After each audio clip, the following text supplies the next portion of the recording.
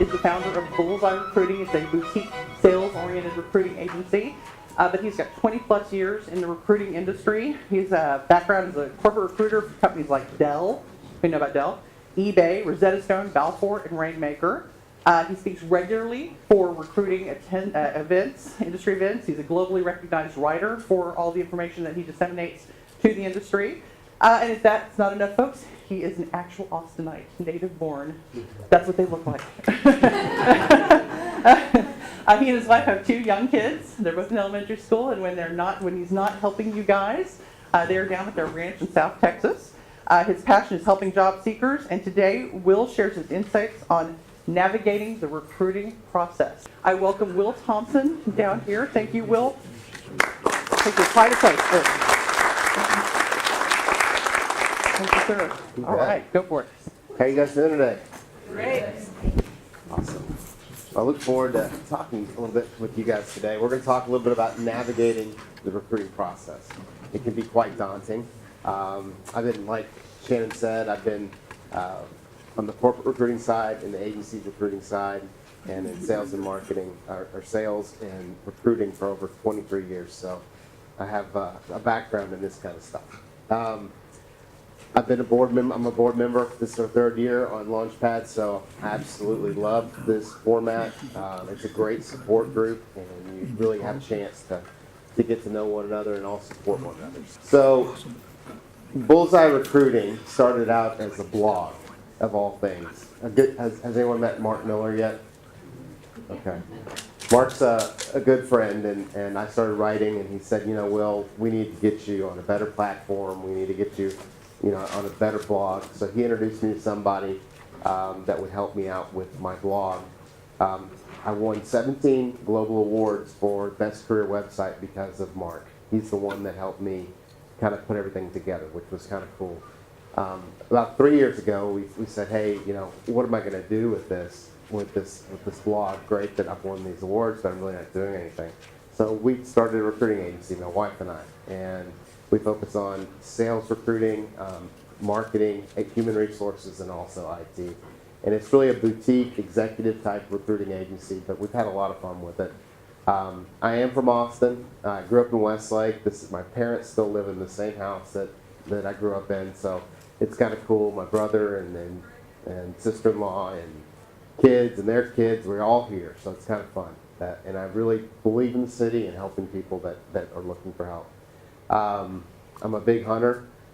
I went to Nicaragua this year, and we went and shot doves, and that was really a cool thing. We have a ranch in South Texas, and that's also a really cool thing that we do. So, and then I am a Christian, so I do believe in helping everybody that needs help, and that's why we're all here together.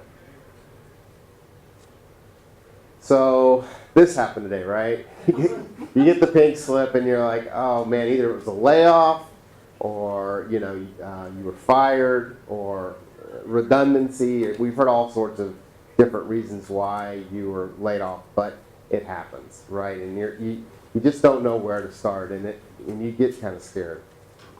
So when you first get this layoff or fire, you're mad. You're really angry, right? You're sitting around going, oh my gosh, this is the worst thing that ever happened to me. In fact, I remember getting, and I'll tell you the full story in a minute, but I got fired from my job because I didn't produce in sales. And she said, Will, if you hit this quarter, this month, then you're going to be just fine. I said, okay. And the next month I didn't hit my number, and I got fired.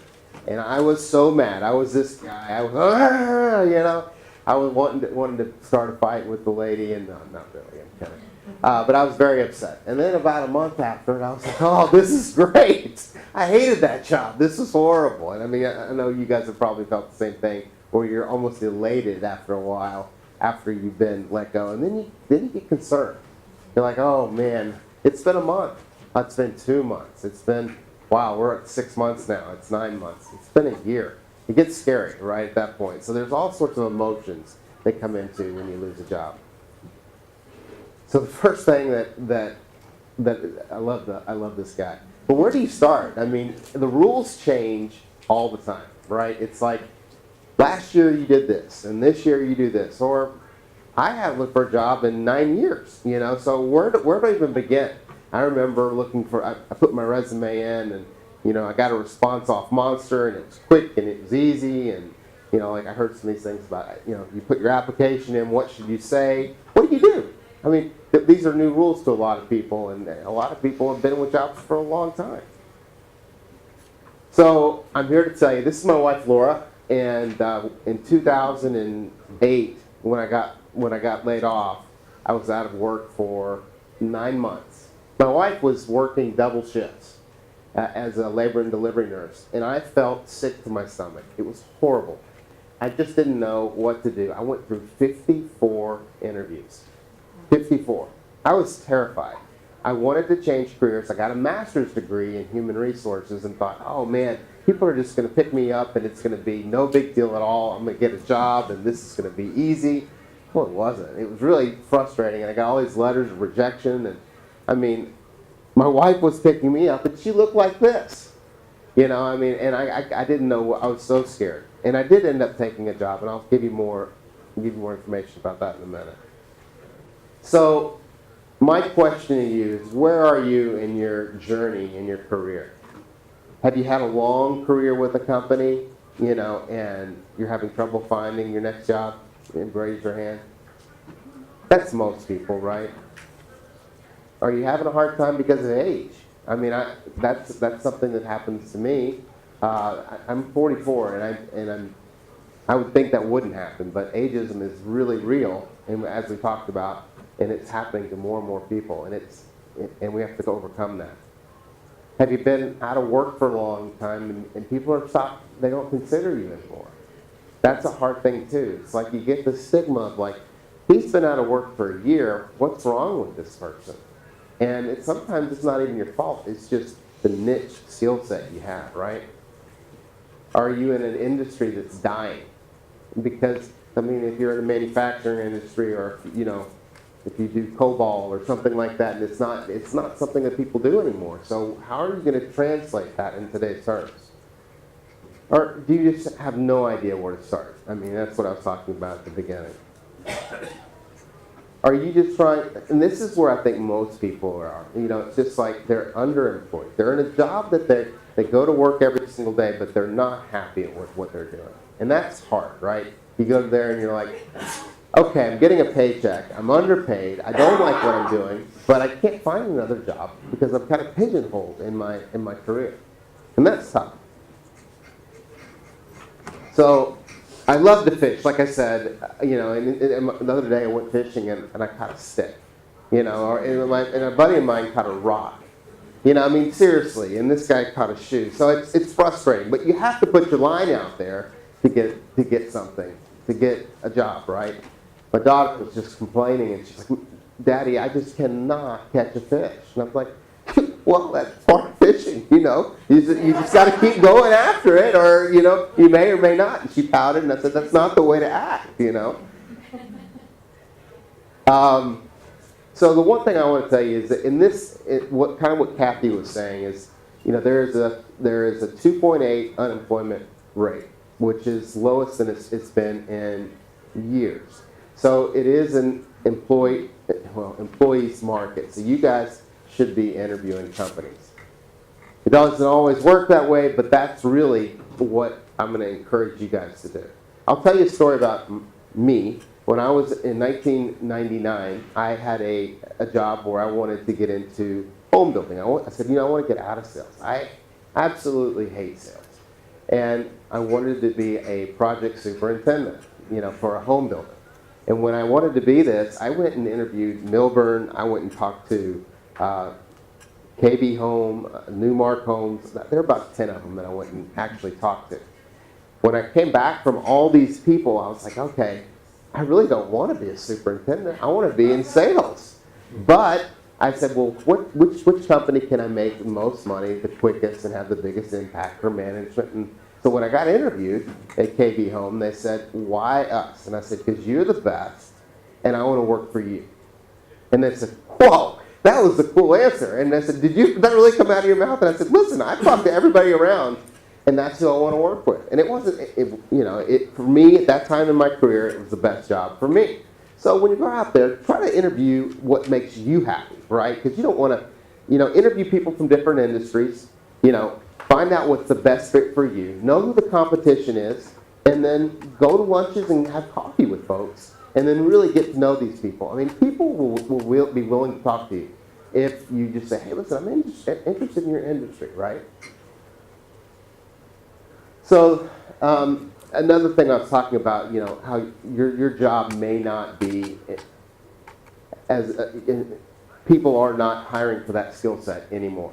But I'll tell you a story about a friend of mine who was a watchmaker. He worked for somebody here in Austin that he did the watches, and he was that's what he did. And I said, well, man, he's not going to get a job. And at first glance, my wife was like, hey, can you help this guy get a job? And I'm like, no. I mean, I'm a sales recruiter. I started thinking about it and said, okay, let's go have some lunch. We spent 2 hours sitting down together. We went over all his skills. And I said, you're a product manager. That's exactly what you are. You've done this at your job over and over and over. And he looked at me and said, you know what? You're right. Within 2 weeks, he had 3 interviews, and he just got a job with Dell as a product manager. Been out a year, worked for a year. So you got to sometimes think about, okay, what skill sets do I have that I can translate into something else? And then kind of market yourself that way. And that's hard to do, but you can work with some career coaches and get that done. Or this group's a great way to start. So have a 5-year plan. So one thing that and I'll go back to my story about when my wife was pregnant, is that when I was interviewing, when I got all these HR generalist jobs, and I was getting nowhere, I looked at my wife and said, I'm never going to get a job. She goes, okay, so you're not going to get an HR generalist job today. We figured that out. You've had 54 interviews and it's not going anywhere. But can you be a recruiter? And I'm like, yes, I can. And I was like, I had not done it in a while, but I want to go back into recruiting. And so someone took an opportunity on me to be a recruiter. I said, well, if I'm a recruiter, then I can become an HR generalist, and then I can be an HR manager.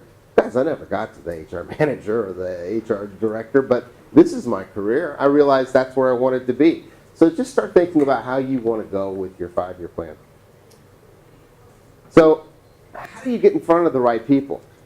Have a targeted list, like I said. I mean, if there's companies out there that you want, when people come to me and say, hey, man, I want a job.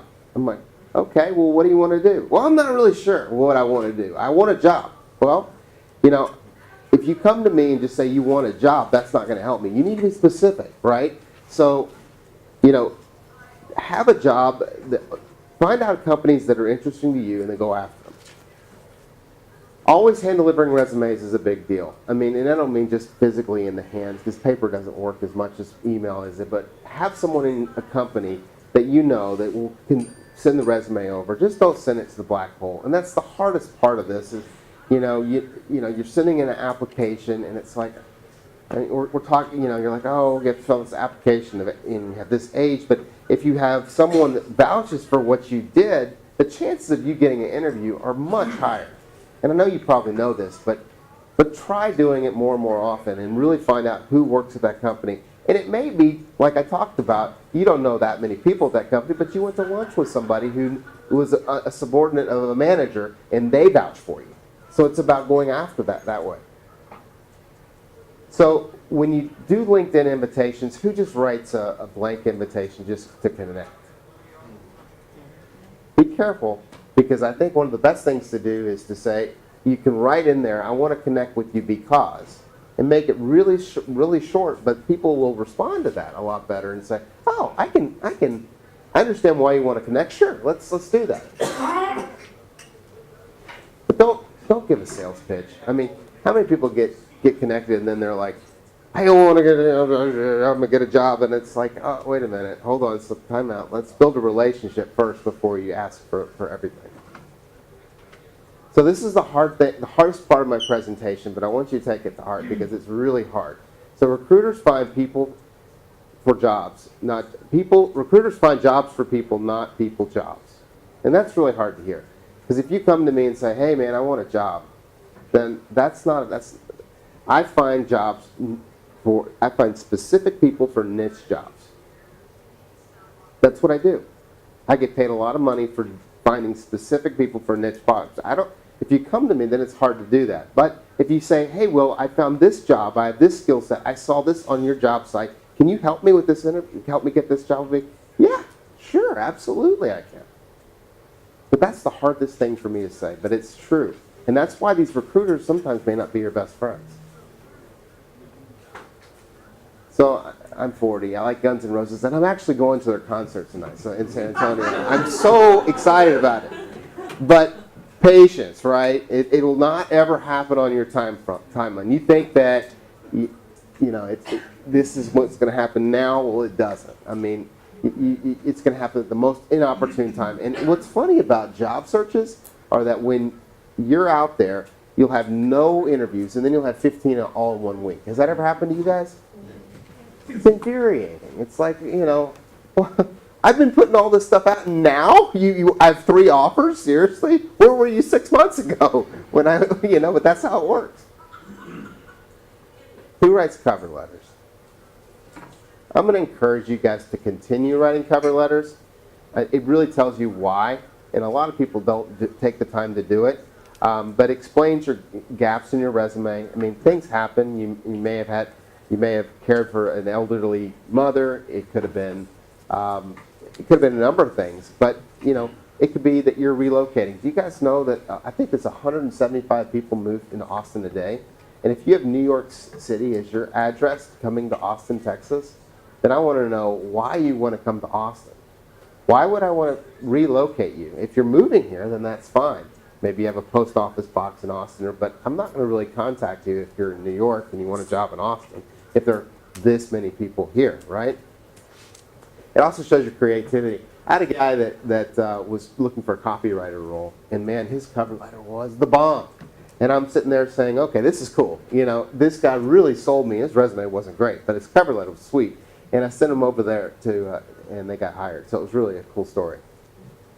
But it forces you to do research too. I mean, the more you know about the competition and the company, the better you're going to do in the interview, and the better you're going to do, chances you're going to get hired. Sometimes we just sit there and go, send out 20 applications, hoping to get a hit. Well, why don't you send out 3 applications to jobs that you really want with cover letters, and then follow up incessantly, just over and over and over and over until you get that opportunity. Remember, you are in the driver's seat.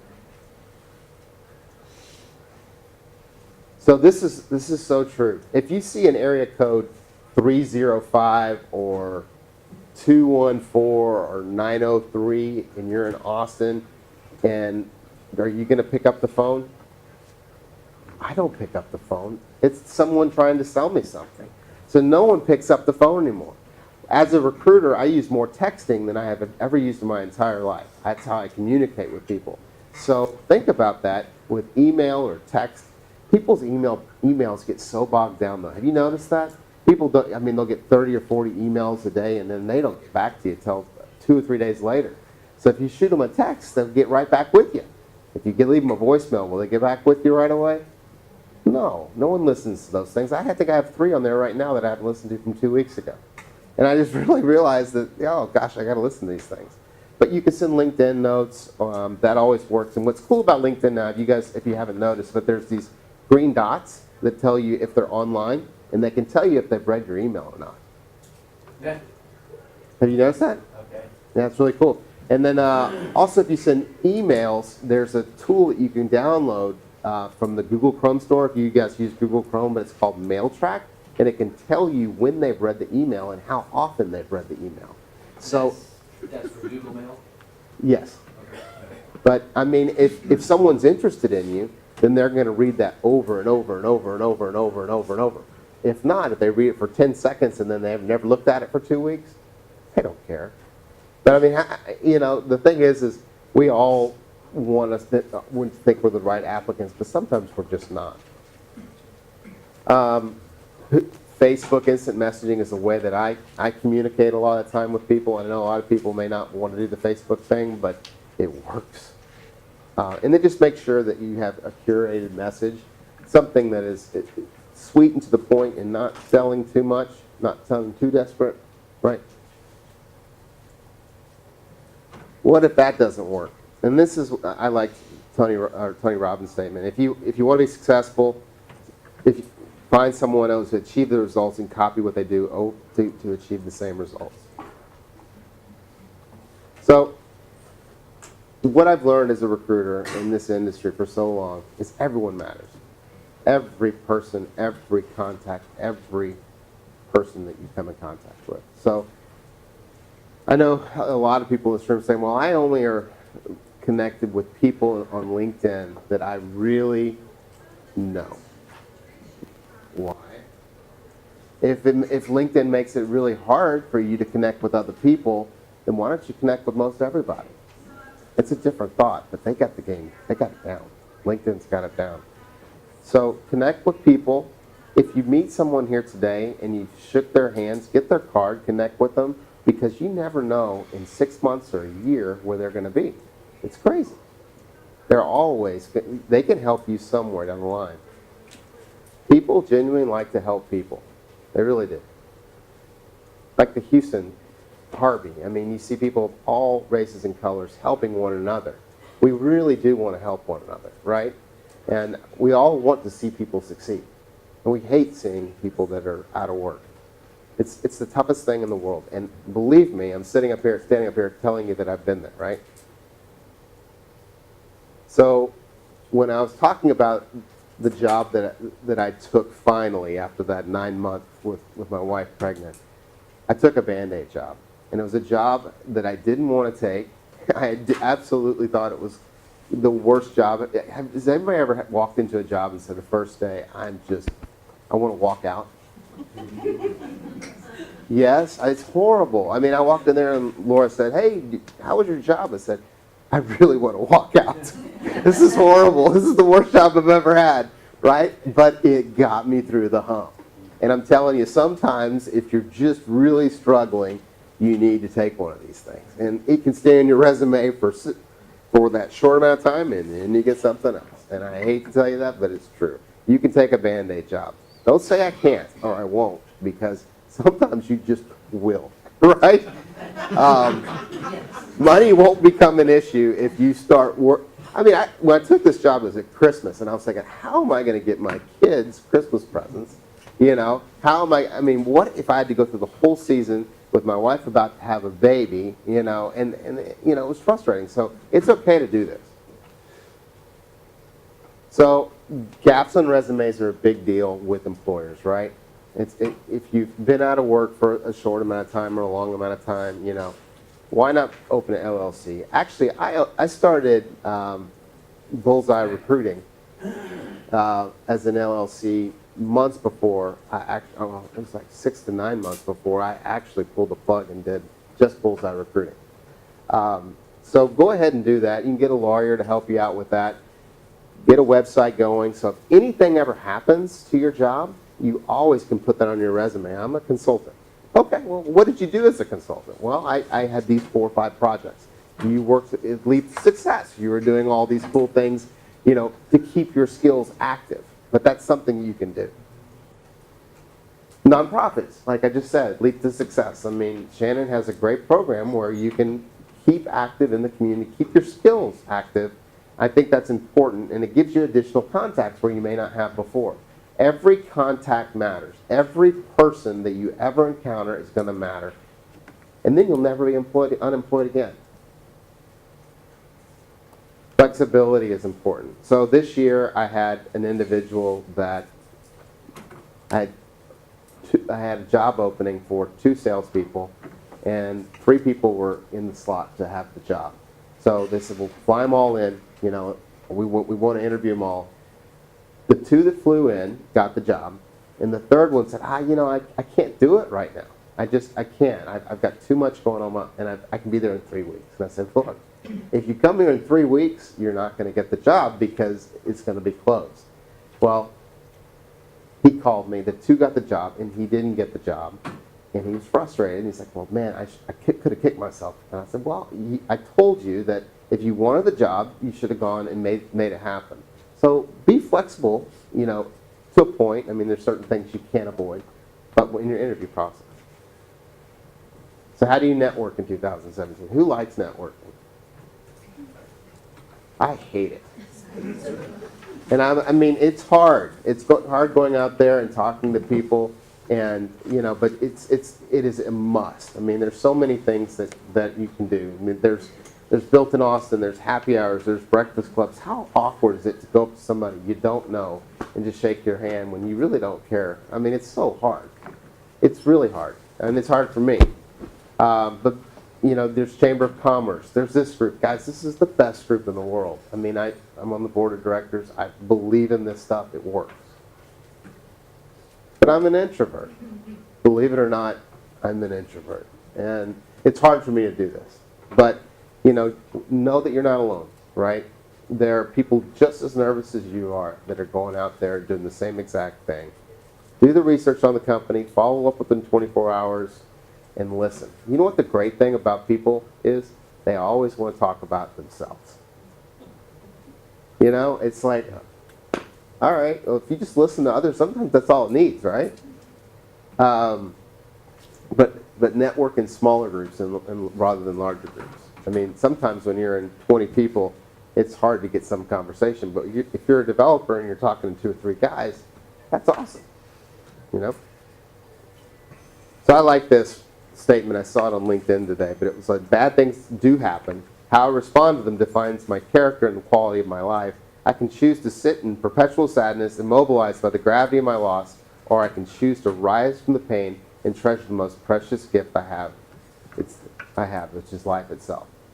So get after it. It's all right. Then people do this. So that's what I do, guys. I recruit for sales, marketing, and HR. I'd be glad to connect with you. Here's my contact information. You can connect with me on LinkedIn, Facebook, Twitter, whatever you'd like. There's my phone number. I have plenty of business cards, but I look forward to getting to know all of you. I say now's a good time to ask a lot of questions and somebody can be very helpful. Yeah, I'm glad to help with any questions. What do you guys, any questions? Yes. Okay, so I have been out of the job market for about 10 years. But before that, I worked in project management, and my youngest kid just started kindergarten last week, so now it's mommy time. Well, or grown-up time now. Grown-up time, yeah. So as I'm looking, over the last year, I've really looked at a lot of positions, and there's tons of project management jobs in marketing. So, but I've also, done a lot of volunteer work, like Right. say, people underestimate, I think, how much marketing goes into putting together a fundraiser, and even just like, starting a new group, like how much marketing is involved in that. So is there, maybe we need to connect later, but is there like a quick and dirty way to encapsulate that when applying to all these like millions of marketing and project management positions out there? Yeah, I mean, it's the consulting Yeah. that you could say you've been doing.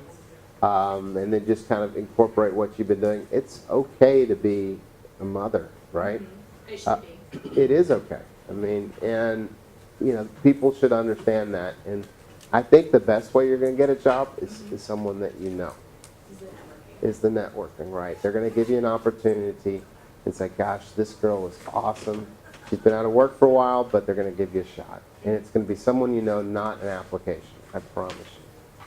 And it's not going to be applying through LinkedIn because people are looking at it and saying, there's a millennial here that can do this for half the cost, and that's just what happens. What else, guys? Yes, ma'am. How much of your marketing has to do with video, branding? And how much, when companies are looking for people like that, how much of that has to do with media? For me, Right. most of my business has come through social media. And like I said, this is my 5th year of blogging and doing this kind of stuff and videos. And I went on a TV show and all sorts of kind of stuff to help promote the brand. And now that's people just go to Google and find this stuff. A couple of questions. Since we should be building our network with people who aren't even necessarily in our related industries, Mhm. what's your LinkedIn? What's that? What's your LinkedIn? Oh, is it not up there? So it's linkedin.com/Will Thomson. Will Thomson? Yeah, so And then another question, for somebody who has been in the same job position or with the same company for an extended period, 18, 20 years, mhm. on their resume, how do they handle previous experience, especially if it was really not related to what they've been doing for the last 2 decades?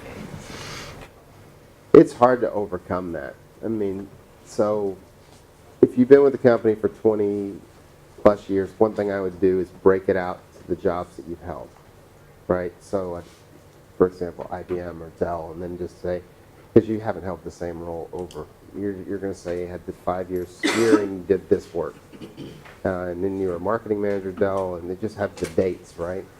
But it's companies really are looking at the immediacy nowadays. It's really hard for them to go back 20 years and say, okay, I'm going to look and see what you did then.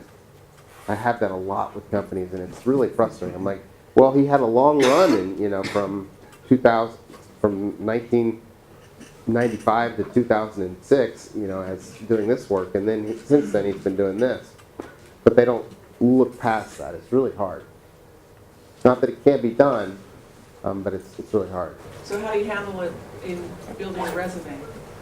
What's a good strategy? I've seen all sorts of resumes, and I'm not a resume writer, but instead of, you can highlight your skills, and then just have the dates and the company down at the bottom.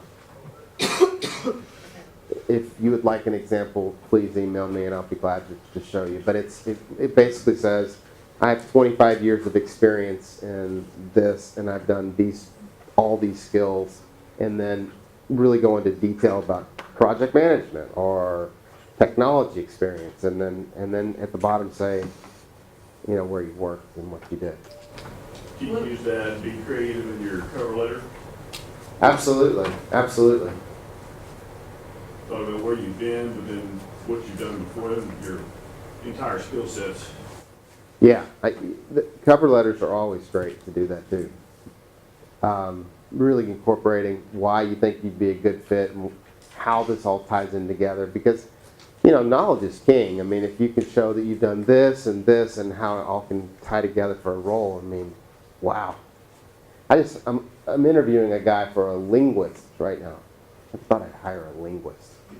But anyway, he looked at it and he had 20 years of just doing various linguistic type jobs, and I looked at it and said, this is what you've been looking for the past 20 years, isn't it? And he's like, yeah. So anyway, he's around 2 or 3 of another company, so it's kind of cool. Can you talk about how to get your recruiters on LinkedIn, the following companies, second, etc.? Most recruiters will connect with you. They will or they won't? They will. Oh, good. But to the point that I made earlier, that recruiters really aren't your best friends. I think that recruiters are they're going to help navigate the process. But you really need to know the hiring manager.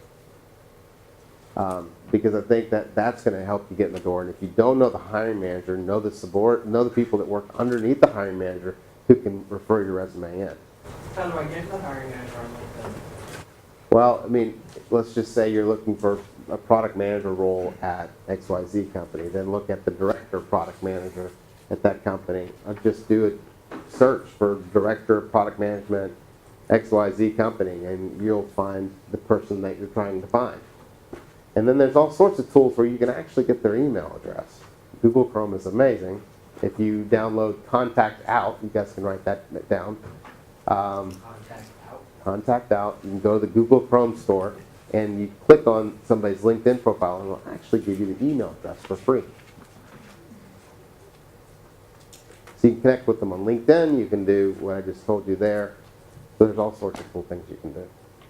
So on an initial unsolicited contact, you're doing your homework, you got Contact Out, would you recommend some kind of an initial email, kind of apply that cover letter first, or would you just fire out an email and Yeah, I mean, attaching a cover letter resume to it?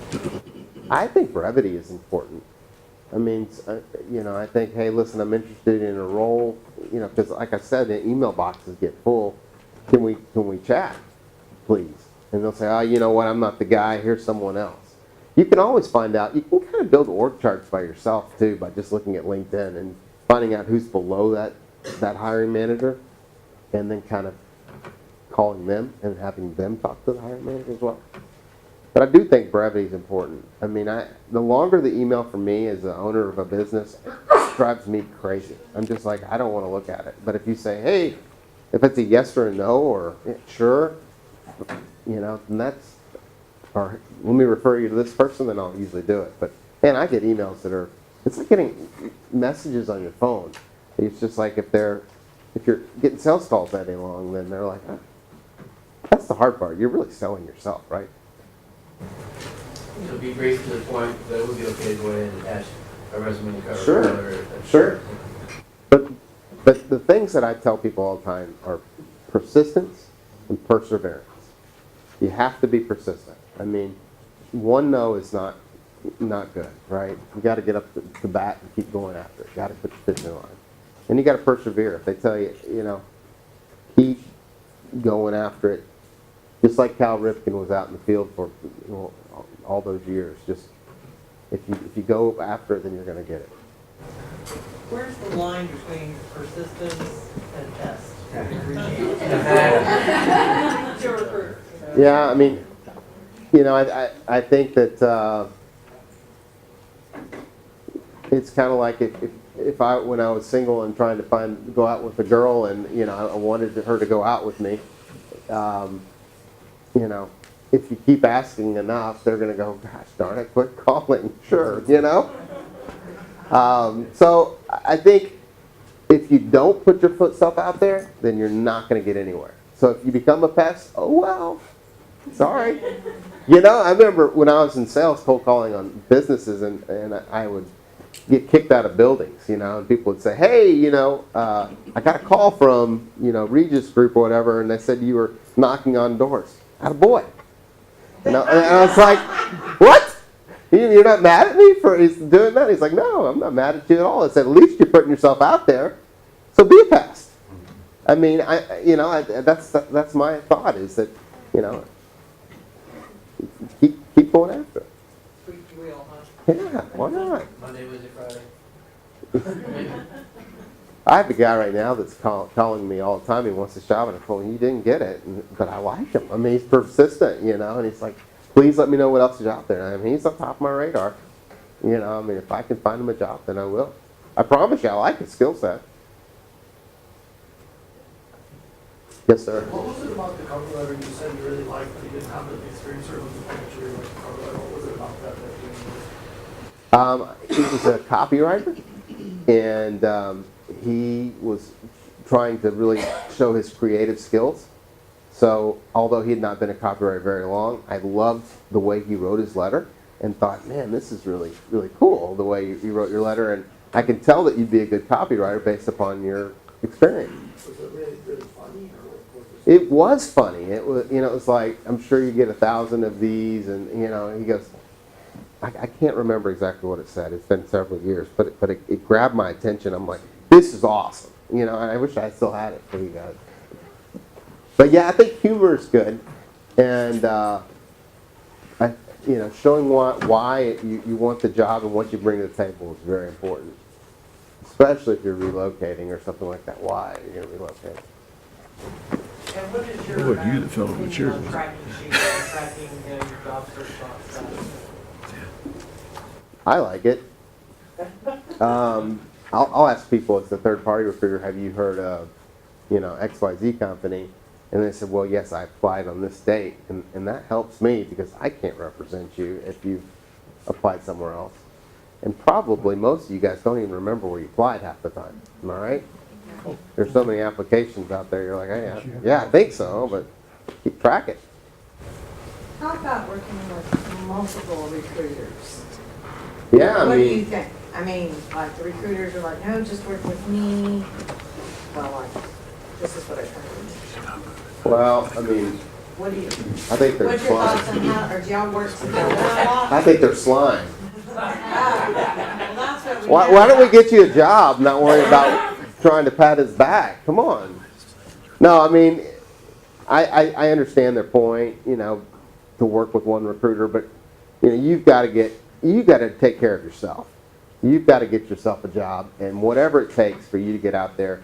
I mean, like I said, they're not out there all day long like you think, just pounding the phone trying to find you a job. No.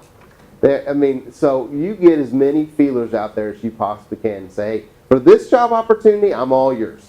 Yeah, you have my word that, you know, for, you know, Dell, yeah, you and me, we're seeing eye to eye. But if something else comes along, I don't, you know, I'm going to keep my options open. Yes, ma'am. How do recruiters get paid? By the job seeker or by the employer? So there's two different kinds of recruiters, right? So the corporate recruiter gets paid for being, you know, they're a salaried employee. They don't get paid for placements, and then they just, that's like if I don't know, Duo Security was to call you and say, hey, I want you for this job, and they're a corporate recruiter and they work for that organization. They get paid the same salary, you know, if they place you or not. For an agency recruiter like myself, I get paid for placing some specific people into specific jobs.